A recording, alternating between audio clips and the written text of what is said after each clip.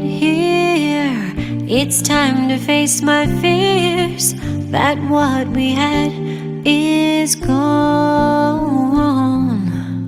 Well, I've thought it all through, not sure just how I knew what felt so right feels so wrong. What's on the other side of a love we both lost? Is the grass really greener out there?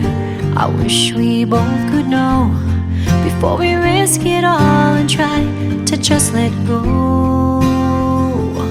Well, is the heart really worth the breaking? And love really worth the loss?